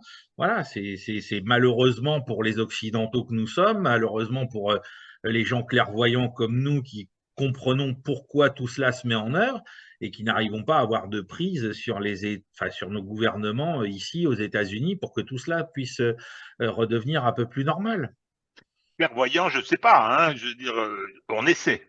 On essaie. Oui, on essaye On en tout travaille un cas. peu et on regarde ce qui se passe et on essaie de ne pas avoir d'a priori autre que celui de l'intérêt de notre pays. Hein. Et ça, on y revient à chaque fois. Bon, eh ben, on va parler des États-Unis. Hein. Ah, On va parler de la guerre de civile. clairvoyance. On va parler de la guerre civile aux États-Unis que tu nous annonces depuis 1865. Sylvain prétend qu'il va y avoir une nouvelle guerre civile aux États-Unis. Hein. Donc, vu son grand âge. Alors, c'est bien évidemment ce qui s'est passé à New York avec le procès Trump Oui. et la comparution de Trump devant un tribunal de Manhattan. Donc, donc voilà, alors je te passe la parole. Alors, moi je vais parler de l'aspect politique, et puis bien sûr, c'est toi qui parleras de l'aspect juridique, et pas l'inverse. Donc, dans cette histoire, ce qui est absolument fou, c'est qu'on voit qu'on est dans… Alors, t'en donneras tous les tenants et aboutissants sur la procédure elle-même, mais on voit bien qu'on est dans quelque chose de complètement politique pour tenter de nuire à la candidature annoncée de Donald Trump pour les élections présidentielles l'année prochaine, hein, puisque aux États-Unis, c'est des choses qui commencent très longtemps en amont. Hein. Là, je crois qu'il a lancé sa campagne quasiment 20 mois ou 22 mois avant l'élection elle-même. Donc, on a la volonté affichée de lui mettre des bâtons dans les roues. On voulait, je pense, symboliquement pouvoir dire, voilà, il est mis en accusation, condamné, mis au banc de la société, ce qui est effectivement la réalité juridique à l'issue de ce qui s'est passé mardi, qui est donc une première dans l'histoire des États-Unis, c'est-à-dire qu'on n'a jamais vu ça. Je rappelle aux plus jeunes qu'il y a eu un précédent il n'y a pas très longtemps avec l'affaire Clinton qui aurait pu valoir des déboires judiciaires à Bill Clinton. Bon, on sait comment ça s'est terminé. Hein. Je n'ai jamais eu de relation sexuelle avec cette femme, ne l'oublions jamais. Hein. Et puis, de manière encore plus importante et plus problématique, on a eu l'affaire du Watergate avec Richard Nixon, qui, l'un comme l'autre avec Clinton, ont trouvé des arrangements avec la justice à l'époque pour ne pas avoir à passer devant un juge. Là, le pauvre Donald Trump, lui, il n'aura même pas cette capacité-là. Hein. Alors, il a évité la prise en photo humiliante avec les photos mises ensuite sur les réseaux sociaux, mais on l'a quand même traité comme un vulgaire bandit. Hein. Et alors, en plus, tu vas nous expliquer que tout ça, d'un point de vue juridique, repose sur des sables plus que mouvants. Et alors, qu'est-ce que ça veut nous dire? D'une part, l'acharnement, d'autre part, l'hubris des gens qui font ça, parce que légalement, les recours qu'ils ont mis en œuvre donc sont sur du sable, ça risque de pas vraiment aller très loin. Les procédures ne seront probablement pas terminées, appel inclus, au moment des élections. Mais on sent que c'est des gens qui font ça parce qu'ils sont acculés, c'est-à-dire qu'ils n'ont plus rien à faire valoir.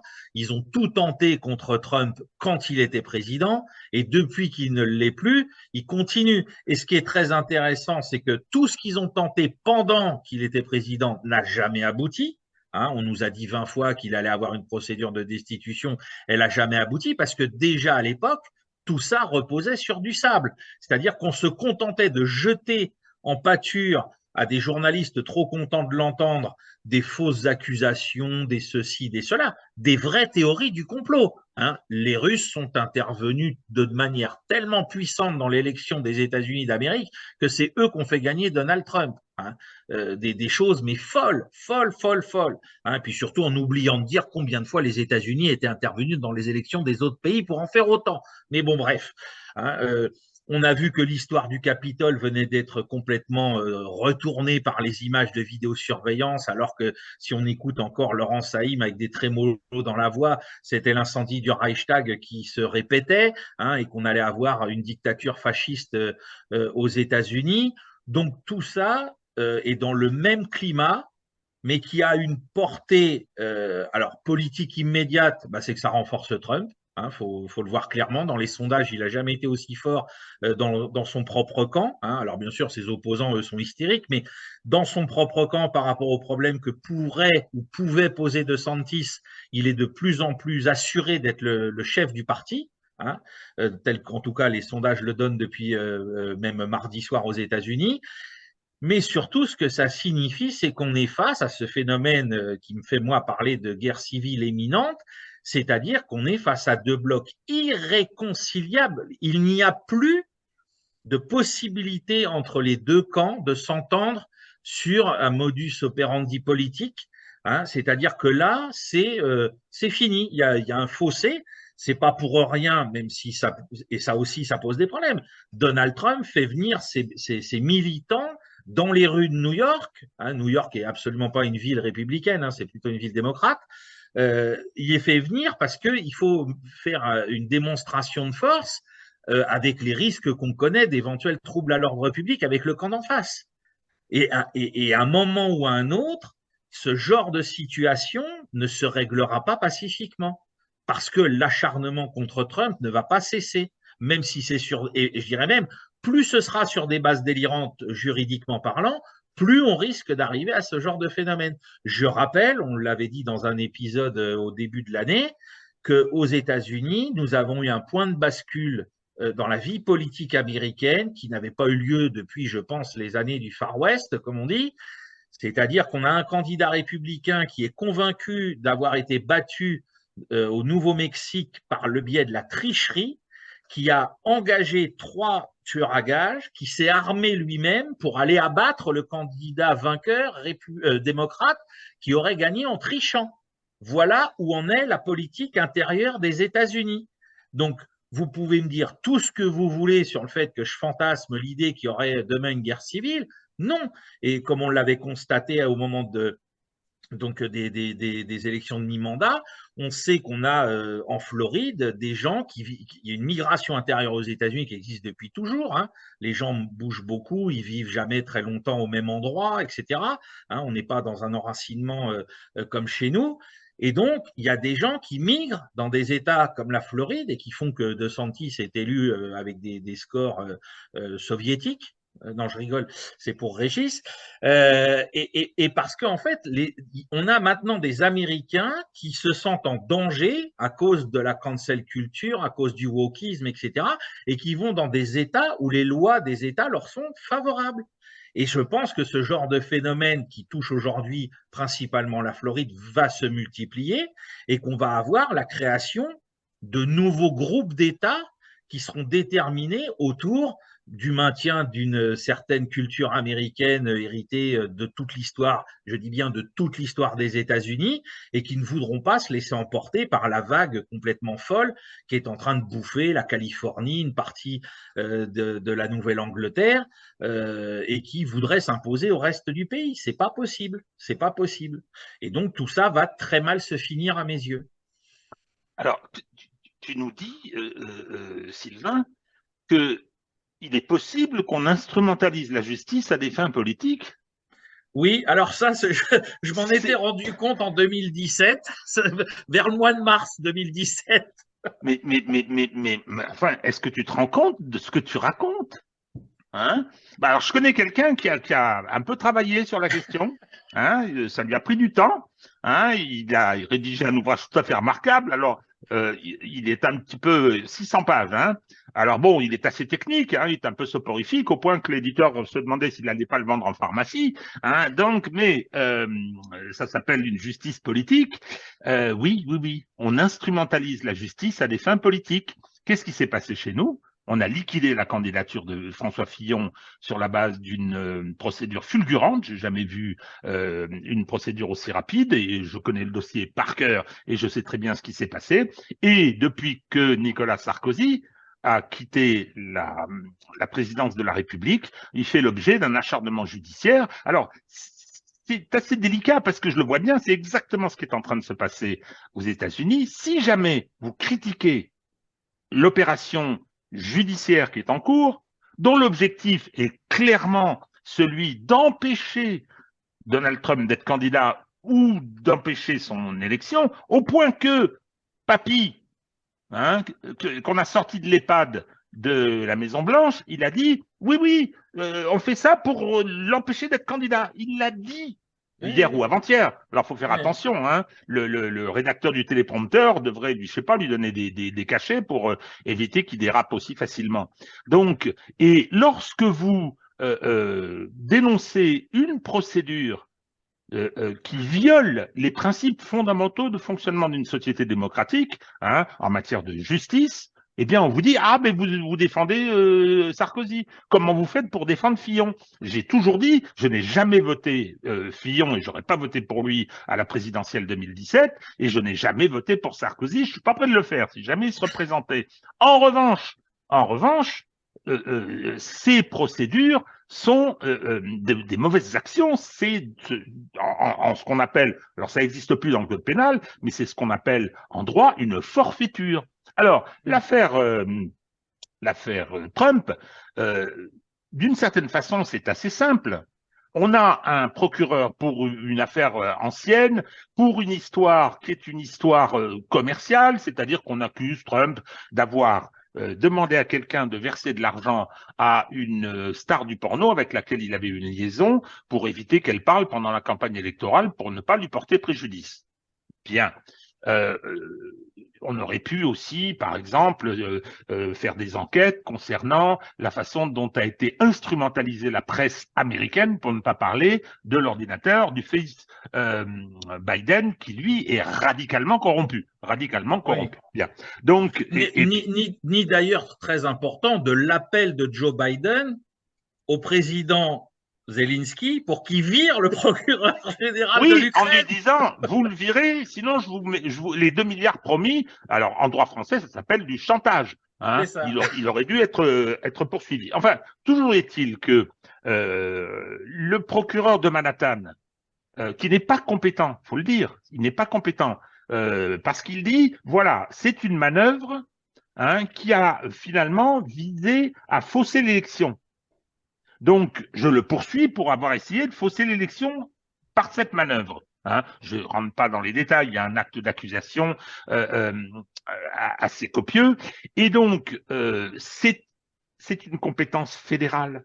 C'est une compétence fédérale. Et sur ce point-là, le ministère de la Justice, qui avait la compétence d'enclencher des poursuites fédérales, il a refusé de le faire. Donc, l'autre, il s'est autoproclamé compétent, et il a lancé sa procédure. Il a réuni un grand jury. Alors, c'est les grands jurys de mise en accusation, c'est pas les grands jurys de jugement, c'est un grand jury. On dit, est-ce que cette procédure est plausible ou pas? Et donc, ce grand jury, dont on ne connaît pas la composition, ni comment est-ce qu'il a été constitué, toujours est-il que sur cette base-là, on a commencé la procédure. Et il y a un acte d'accusation, de poursuite, c'est un système inquisitoire, c'est pas un juge d'instruction. Le parquet poursuit, il est l'avocat de l'intérêt général ou de la République, il a été élu, je vais dire un petit mot de l'élection d'ailleurs de M. Bragg. Et donc, il lance ses poursuites contre Donald Trump.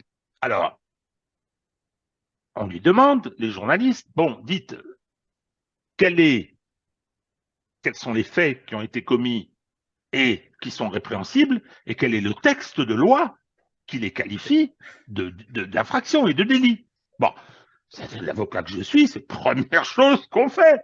Et n'importe quel, et Dieu sait si je les critique tous les jours, mais je ne connais pas de magistrat français qui ferait autrement, de magistrat du parquet. Donc, voilà, vous avez fait ça, ça et ça, hein, et l'article tant du code pénal dit que c'est une infraction. Donc, je demande au juge de le constater, de constater la réalité des faits, de les qualifier juridiquement par référence au code pénal et de vous condamner. Fort bien. Et donc, on demande à M. Bragg, on lui dit, mais attendez, vous n'avez pas cité les faits, vous dans votre réquisitoire, hein, et vous n'avez pas cité les textes qui ont été violés. La loi ne m'oblige pas à le faire. Non, mais attendez. Alors, on est dans un système de common law, c'est-à-dire que de règles du précédent, etc. Donc, c'est moins formaliste. Nous, on a un système de droit écrit, hein, mais pour moi, le praticien que je suis, cinquantenaire, hein, ça fait 50 ans que j'ai prêté serment, mais c'est une hérésie. Ça me fait monter les cheveux sur la tête. Et tout est à l'avenant. Et tout est à l'avenant, et vous avez derrière une hystérie. Une hystérie, c'est-à-dire que, et ça me rappelle l'affaire Sarkozy, alors c'est pas en proportion, ce que tu avais dit la semaine dernière, c'est que c'est au niveau de l'Amérique, c'est-à-dire que c'est énorme, hein, c'est que dès que vous protestez contre la violation des principes, contre l'arbitraire, parce que c'est de l'arbitraire, il n'y a rien de pire que l'arbitraire dans un système démocratique, hein, eh bien, on vous dit, vous êtes trumpiste, vous êtes sarkozyste. Bon, donc c'est très difficile. Alors, il y a un malheureux, je dis malheureux parce qu'il s'est fait insulter, il s'est fait traîner dans la boue, démocrate, progressiste, Jonathan Turley, qui est quelqu'un de très intéressant, hein, et qui est profondément anti-Trump, hein, mais assez attaché à l'état de droit américain. Hein. Alors, je vais lire ce qu'il dit. Je vais lire ce qu'il dit. Hein. Toutefois, le coût pour le système judiciaire sera immense. En un seul acte d'accusation, Alvin Bragg a détruit au bulldozer tout ce que les démocrates pouvaient espérer après le 6 janvier. Il a accompli le récit de la campagne de Trump en fournissant un exemple brut et indéniable. Ah, il y a... qu'est-ce qu'il me fait, lui? Alors, qu'est-ce qu'il me dit? De la politisation du système judiciaire. Le plus choquant, c'est que cette attaque contre l'état de droit a été accueillie par des applaudissements nourris de nombreuses personnes, y compris des avocats et des experts juridiques. Non seulement ils ignorent l'affront fait à l'intégrité de notre système juridique, mais ils célèbrent sa disparition. Alors, et c'est un personnage considérable, hein. C'est quelqu'un qui intervient très souvent sur ces questions, les débats autour des décisions de la Cour suprême, etc. Voilà ce qu'il dit. Lui, il dit, je signe l'acte de décès du système d'état de droit aux États-Unis, rien que ça. Or, c'est vrai, malheureusement, c'est vrai. Alors, j'ajoute une petite chose en revenant chez nous. Je parlais tout à l'heure des fact-checkers. Tristan Mendes-France, qui est un militant, ce qui est son droit le plus strict, mais qui ne viennent pas nous dire qu'il défend la vérité. Hein, il y a eu des tweets, des informations selon lesquelles M. Bragg, procureur, élu, parce qu'ils sont élus, ils font campagne, hein, avait été élu grâce au financement de sa campagne par George Soros. Et Tristan Mendes-France, revoilà les complotistes. Vous vous rendez compte, hein, ils disent que c'est Soros qui a financé la campagne de Bragg. Or, on a demandé à Soros et Soros a dit « je ne le connais pas ». Donc, je prends la parole de Soros pour argent comptant, hein, donc c'est faux. Soros a dit non, c'est faux. Manque de chance, monsieur Mendes-France, manque de chance. Hein. CNN donne la bonne information, il a donné 4 millions de dollars à une association qui a pris 500 000 euros pour 500 000 dollars, excusez-moi, pour financer la campagne de Bragg. Donc Bragg fait bien partie de ces procureurs qui sont élus grâce aux campagnes organisées, financées par des organisations du système Soros. C'est connu, c'est notoire. Hein, mais il se trouve que chez nous, immédiatement, on s'est précipité, hein, pour essayer de défendre cette forfaiture américaine. Alors voilà, ce qu'on pouvait dire concernant ce qui vient de se produire. Alors, j'ai vu qu'il y a eu une espèce de cagnotte, pas la nôtre, hein, parce que sinon je serais très content, parce qu'il y a 12 millions de dollars qui sont arrivés quasiment dans la demi-journée, hein, ce qui est quand même pas mal, et ça continue. Et d'ailleurs, Turley, lui, il dit que c'est catastrophique, parce que politiquement, d'abord, ça fait du mal aux États-Unis, et politiquement, ça sert Trump. On verra. On verra. Et en tout cas, les Américains et celui qui les dirige du fait de l'EHPAD de Washington continuent à faire des bêtises. Alors ça, c'est une nouvelle. On nous annonce triomphalement que la Finlande, alors qu'elle vient de changer de gouvernement, a adhéré à l'OTAN. Ça me renvoie au système de sanctions. Ça me renvoie au système de sanctions. D'ailleurs, à propos des sanctions, non, j'en parlerai peut-être tout à l'heure, le système des sanctions qui fait qu'on se tire des obus dans le pied. En tout cas, les Finlandais. Les Finlandais, ils étaient très liés à l'Occident, ils sont membres de l'UE, hein, donc ils avaient un statut neutre, hein, on appelait ça la finlandisation, ça se passait très bien, ils avaient de bonnes relations avec les Russes, sur le plan économique c'était intéressant, l'échange touristique, etc. Hein, et donc là, ils disent aux Russes, OK, désormais on est vos ennemis, la frontière le long de laquelle des armes seront déployées fait 1200 km, bravo, les Russes sont ravis. Hein. Et d'ailleurs, on va acheter des F-35, on va acheter je ne sais quelles armes, etc. Hein, et on va donc poursuivre cette intégration à l'OTAN. Bravo. Donc, on poursuit l'encerclement de la Russie. En oubliant une petite chose, c'est que cet acte qui consiste à violer le traité de Paris, qu'ils ont signé en 1947, parce qu'ils étaient du mauvais côté pendant la Deuxième Guerre mondiale. Hein. Alors, ils avaient quelques excuses liées à l'agression dont ils avaient été l'objet avec la guerre d'hiver par Staline, hein, mais le problème, c'est qu'ils sont sortis finalement à moindre coût de la Deuxième Guerre mondiale. Ils ont participé au siège de Leningrad quand même. Hein. Bon, oui. Donc ils s'en sont pas trop mal tirés. Ils ont signé un traité en 1947 qui prévoyait un certain nombre de choses. Ils viennent de violer ces prescriptions de ce traité. Nous sommes donc dans une situation juridique anté-traité de Paris 1947. Donc, chers amis finlandais, vous êtes désormais en guerre avec la Russie. Bravo. Encore, voilà. Bravo. Hein, c'est une excellente idée. Et donc, vous acceptez de faire ce sale boulot que demandent les Américains. Hein. Les Américains, ils ont une stratégie d'encerclement. Alors, ils ont essayé de faire une révolution de couleur en Géorgie. Ils ont fait ce qu'on sait en Ukraine. Là, maintenant, ils vont trouver le moyen de mettre des armes le long de 1200 km de frontière avec la Russie, à quoi 100 km de Saint-Pétersbourg.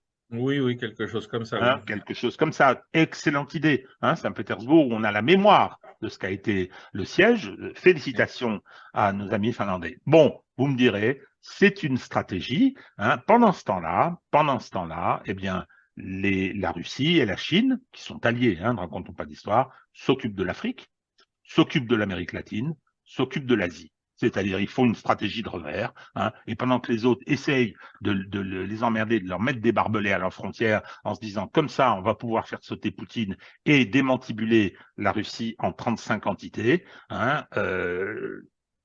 ils partent dans la mauvaise direction. Et le monde continue sans eux pendant ce temps-là. Ce que je voulais dire sur le dollar, la dédollarisation du monde, elle est en cours. Tout le monde dit ça va prendre du temps et tout. Moi, je trouve que ça va très vite. J'étais de ceux qui disaient ça va pas se faire tout de suite. Quand j'avais discuté avec Delamarche, il était sur cette ligne-là que je partageais. Ça va très très vite. Il y a quelqu'un qui a craché le morceau. J'ai trouvé ça assez rigolo. C'est Marco Rubio. C'est un sénateur américain, hein, ultra belliciste. Hein. Il s'est fait aligner plusieurs fois par McGregor et par Scott Ritter. Et là, on lui parlait des sanctions, mais il a dit, mais dans 5 ans, du fait de l'affaiblissement du dollar, du fait de la dédollarisation, ces sanctions ne serviront plus à rien. Ah bon? Tiens. Alors depuis, ça circule partout, il rétropédale, mais c'est dit. Bon, on a dit du mal de tout le monde, mais on a oublié quelqu'un, mon cher Sylvain, non? Ah, qui? On a oublié, on en a oublié deux. Ah. L'un qui est venu indirectement aujourd'hui et tout à l'heure, hein, dans la liste, et puis avant, il y avait Emmanuel Macron, bien sûr. Ah oui, mais on parle des personnages importants de l'histoire. C'est vrai, c'est vrai. Bon, notre Oui. ami Manu est parti en Chine, hein, histoire de bien préciser qu'il ne parlait pas, c'était pas un voyage français, c'était pas un voyage du président français, mais un voyage d'un domestique de la présidente de l'UE, Madame von der Leyen. Il a emmené Tata Ursula à Pékin. Bon, bravo. Ce Et alors, bruit il a fait. modéré pour les vieilles femmes.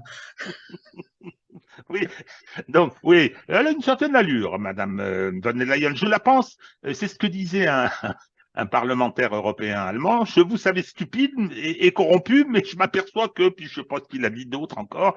Hein, en fait, si elle a été envoyée à la Commission, c'est qu'il voulait s'en débarrasser dans le gouvernement allemand tellement elle est Tout à nulle. fait. Et puis alors, quant à la corruption avec Pfizer et tout, tout y est. Hein, je pense que le jour où on saura, ça va être géant. Hein. Mais bon, ça c'est l'Occident, ça fait aussi partie des caractéristiques.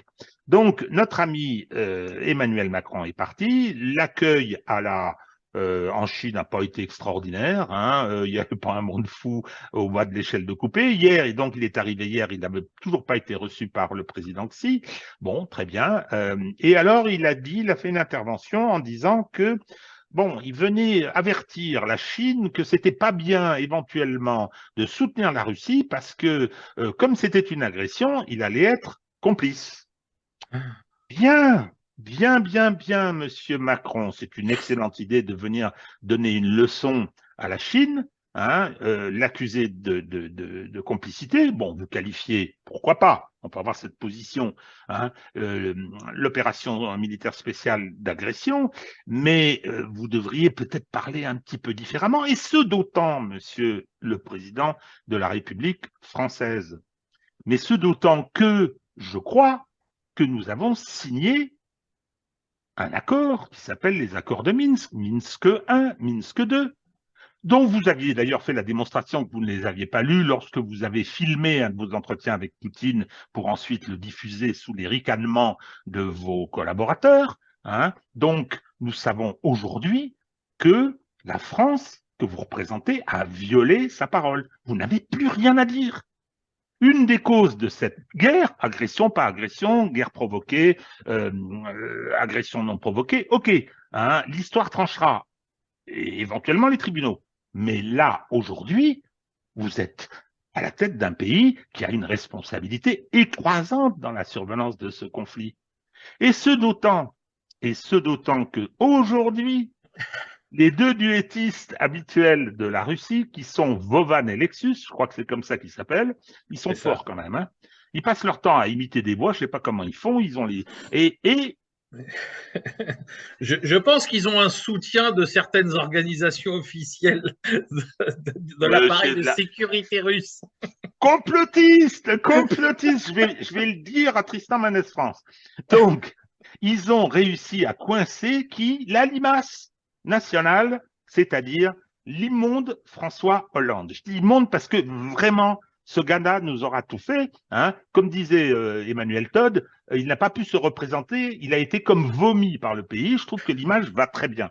L'image va très bien. Et voilà, on voit le personnage, alors parce que ça a été filmé, hein, j'ai vu la vidéo, on voit le personnage qui dit oui, oui, nous avons signé les accords de Minsk, j'étais quelqu'un d'important et il pensait parler à Poroshenko. Donc les gars se sont fait passer pour Poroshenko, hein, et voilà, c'était pas du tout pour faire la peine, pas du tout pour trouver une solution, c'était pour permettre, et vous avez eu raison de dire après, comme l'a fait Merkel, que c'était uniquement pour gagner du temps, le temps de vous réarmer. Donc, je suis un menteur, je suis un parjure. Hein. Surtout qu'il faut rappeler que les accords de Minsk, ils ont été soumis au Conseil de sécurité qui les a approuvés.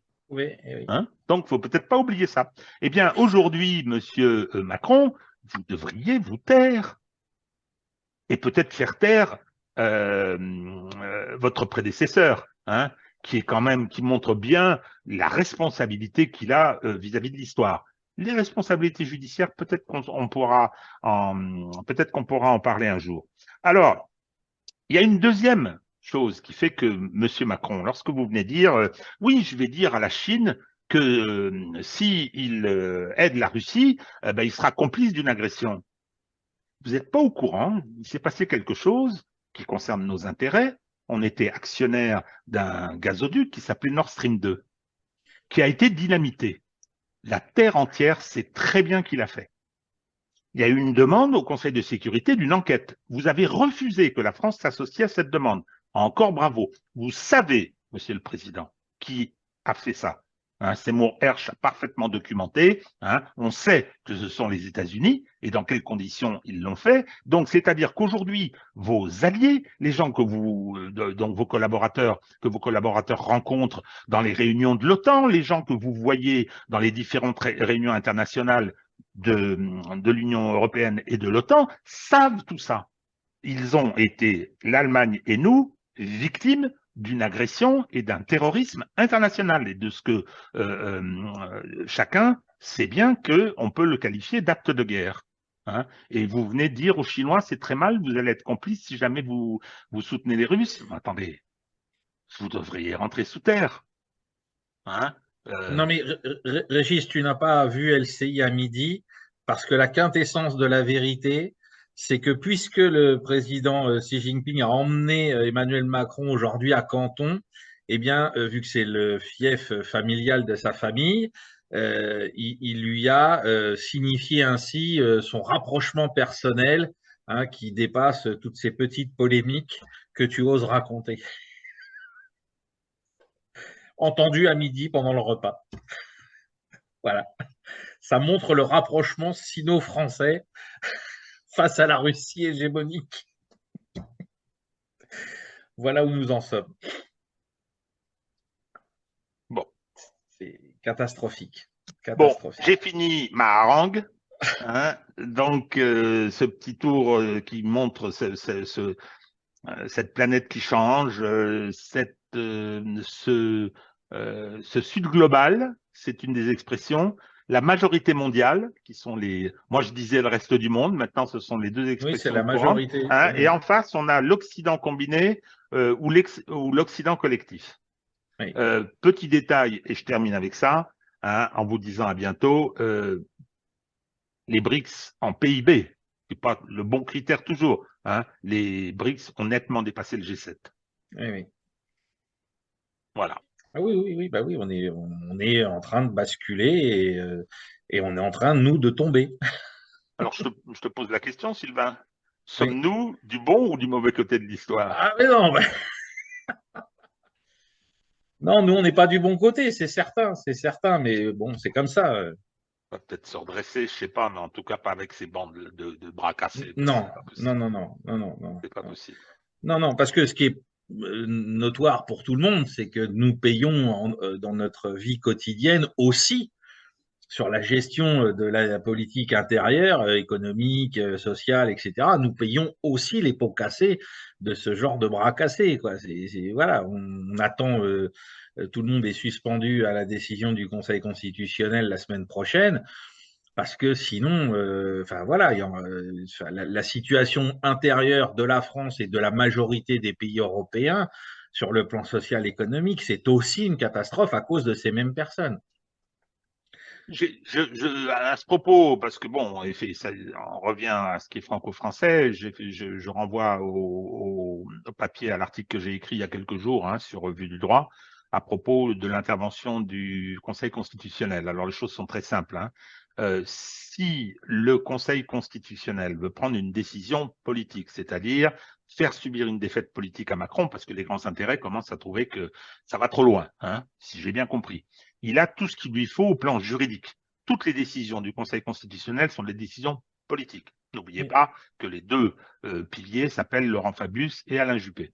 Donc, s'ils ne veulent pas faire subir de défaites politiques en annulant le tout, hein, bien qu'il y ait des arguments juridiques qui le permettent, ils peuvent très bien, et ils seraient tout à fait capables de trouver des arguties juridiques disant qu'il ne faut pas l'annuler. Hein. Donc, ce sera d'abord et avant tout une décision politique. Elle devrait être comptée comme telle. Hein. Qu'on ne vienne pas nous dire ensuite, oui, mais le droit, non, non, c'est pas un état de droit. La France non plus n'est pas un état de droit. Oui, oui. Hein. Ce sera une décision politique. J'espère qu'elle sera celle de l'annulation, parce que je pense que ce serait faire subir une défaite au pouvoir macronien, hein, mais c'est pas sûr. Mais c'est pas sûr. Oui. Voilà. Et je crois, oui, c'est toi qui m'avais donné la date, j'avais oublié, c'est le 14. Le Voilà. 14. Bon, eh bien, écoutez, à très bientôt. À mercredi prochain pour ceux qui participeront c'est à 20 h, je crois, à la conférence, sachant qu'ensuite, elle sera mise en ligne. Hein. Elle sera mise en ligne aussi. Et nous, on se retrouve jeudi prochain. À jeudi. À bientôt.